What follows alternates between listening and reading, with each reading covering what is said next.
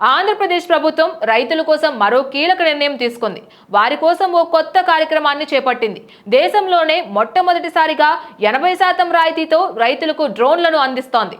రైతులు ఈ డ్రోన్ల ద్వారా ఎరువులు, పురుగు మందులు పిచికారీ చేసేలా ఆలోచన చేస్తోంది.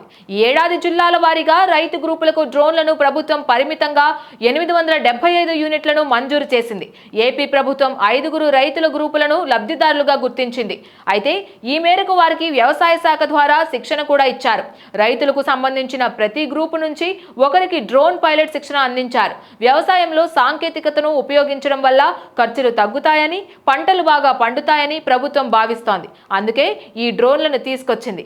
ఒక్కో డ్రోన్ యూనిట్ ధర 9.80 లక్షల రూపాయలు కాగా రైతు వాటా కింద 1,96,000 రూపాయలు, మిగిలిన 8 లక్షల రూపాయలు ప్రభుత్వమే చెల్లిస్తోంది. అంతేకాదు రైతులకు సంబంధించి వాటాగా ఉన్న డబ్బుల్ని బ్యాంక్ ద్వారా రుణం ఇప్పిస్తుంది ప్రభుత్వం. ఆ డబ్బును నేరుగా డ్రోన్ కంపెనీలకు చెల్లిస్తారు.